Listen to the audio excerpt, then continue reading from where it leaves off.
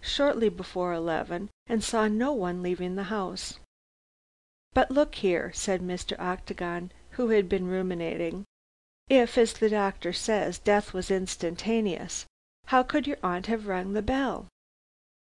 "Yes," added Juliet, "and even had death not taken place at once, it could not have been more than a few minutes before 11 when the blow was struck. Aunt might have had strength to crawl to the bell and touch it, but the assassin could not have escaped from the house, seeing, as you say, the policeman was on guard." "Aunt died instantaneously," insisted Basil. "Then she could not have sounded the bell," said Juliet triumphantly. "The assassin did that," said Peter. "And thus called a witness," cried Basil. "Ridiculous." "Then how do you explain the matter?" "I can't explain, neither can the detective, Jennings. It's a mystery." "Could any of the servants—" began Peter. "No," interrupted Saxon. "The 4 servants were having supper in the kitchen. They are innocent. Well, we'll see what the inquest reveals. Something may be found before then to elucidate the mystery. But here comes Mallow. He questioned Jennings also, so you can question him if you like. Does mother know?" "Yes, and she doesn't want the fact of her relationship to your aunt talked about." Basil understood at once. "No wonder," he said, shrugging his shoulders. "It is not a pleasant affair for a woman of mother's celebrity to be mixed up with." Meantime Juliet, having heard the ring at the front door, escaped from the room to see her lover. She met him divesting himself of his overcoat in the hall, and ran to him with outstretched hands. "But why have you got on an overcoat this warm day?" she asked. "I have a cold. I caught one last night," said Cuthbert, kissing her. "Where were you last night?" asked Juliet, drawing him into the side room. "I thought you were coming to the Marlow Theatre with Basil and me."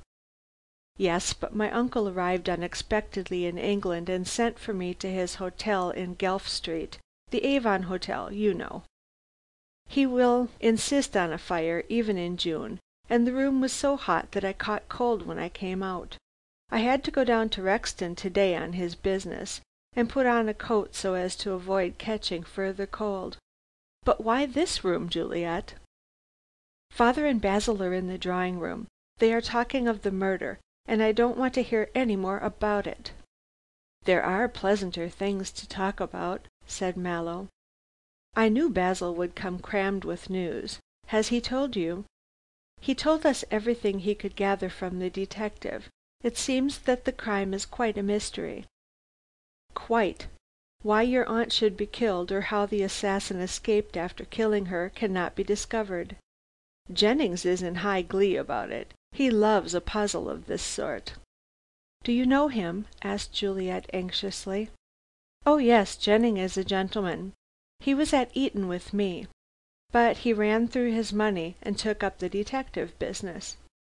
He is very clever, and if any one will learn the truth, he will. Now my theory—" Juliet put her hand over his mouth. "Don't," she said. "I have had enough horrors for this afternoon. Let us talk of ourselves." "I would rather do this," said Mallow, and kissed her. Mallow was a handsome fellow, tall and slim, with a rather military carriage. His face was clean shaven, save for a small straw-colored mustache, which showed up almost white against the bronze of his skin. He was more of an athlete than a student, and this was one reason why Juliet was fond of him. She had seen so much of literary circles that she always vowed she would marry a man who never opened a book. Cuthbert nearly fulfilled this requirement, as he read little save novels and newspapers. He was well known in sporting circles, and having a good private income, owned racehorses. He was always irreproachably dressed, good-humored and cheerful. Consequently he was popular, and if not overburdened with brains, managed to make himself agreeable to the world, and to have what the Americans call a good time. He had traveled much and was fond of big game shooting.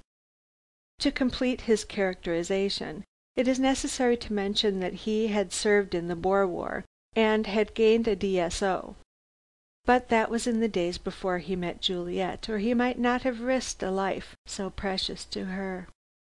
Juliet was dark and rather little, not at all like her Juno-esque mother. She was extremely pretty, and dressed to perfection. Having more brains and a stronger will than Mallow, she guided him in every way, and had already succeeded in improving his morals. With so gentle and charming a mentor, Cuthbert was quite willing to be led into the paths of virtue. He adored Juliet, and she loved him, so it appeared that the marriage would be quite ideal. "Much as we love one another," said Cuthbert, when the lovers were seated on the sofa, "I wonder you can talk of anything but this horrid murder." "Because there is nothing to talk of," rejoined the girl impatiently. "According to Basil, the case is most mysterious, so it is useless for us to worry over it until something tangible is discovered." "But I want to speak to you seriously." Here Juliet hesitated. "Well, go on," said Cuthbert, taking her hand. "Mother says," began Juliet, then hesitated again. "Promise me you will keep to yourself what I am about to tell you." "Certainly. I was never a fellow to chatter." "Then mother says that this murder will put a stop to our marriage." Mallow stared, then flushed up to his ears. "What on earth does she mean by that?" he asked aghast. Juliet looked searchingly at him. "Do you know of any impediment?" "I? Of course I don't. I am sorry for the death of your aunt, but I really don't see what it has to do with you and me." Juliet drew a breath of relief. "Mother hints that she knows who committed the crime, and—" "What? She knows? How does she know?" "I can't say. She refuses to speak. She was not on good terms with Aunt Selina, and they never saw one another for over 15 years. But mother is much disturbed about the murder." "That is natural. A sister is a sister, however much one may have quarreled." "But why should this death stop our marriage?" "I know no more than you do. Here is mother. Ask her yourself." It was indeed Mrs. Octagon who entered the room. She looked very pale, but otherwise was perfectly composed. In silence she gave her hand to Cuthbert, and kept her black eyes fixed steadily on his face. The young man flushed and turned away, whereat Mrs. Octagon sighed. Juliet broke an embarrassed silence. "Mother," she said, "I have told Cuthbert what you said." "Then you had no right to," said Mrs. Octagon sternly. "Oh, I think she had," said Mallow, rather annoyed, "seeing you hint that this crime will stop our marriage." Mrs. Octagon did not answer. "Is your uncle in town?" she asked. "Yes, he arrived from the Continent a day or two ago." "I thought so," she said, half to herself, and strove to repress her agitation. "Mr. Mallow, my daughter can't marry you." "Why not? Give your reason." "I have no reason to give." "But you must. Is it on account of this murder?" "It is. I told Juliet so, but I cannot explain." The lovers looked at one another in a dazed fashion. The woman's objection seemed to be senseless. "Surely you don't think Cuthbert killed Aunt Selina?" said Juliet, laughing in a forced manner. "No, I don't suspect him." "Then whom do you suspect?" demanded Mallow. "That I decline to say." "Will you decline to say it to the police?" Mrs. Octagon stepped back a pace. "Yes, I should," she faltered. Cuthbert Mallow looked at her, wondering why she was so agitated, and Juliet stole her hand into his. Then he addressed her seriously. "Mrs. Octagon," he said, "your remark about my uncle leads me to think you suspect him." "No, I don't, but you can't marry Juliet on account of this crime." "Then you hear me," said Mallow, driven into a corner. "From this moment I devote myself to finding out who killed your unfortunate sister.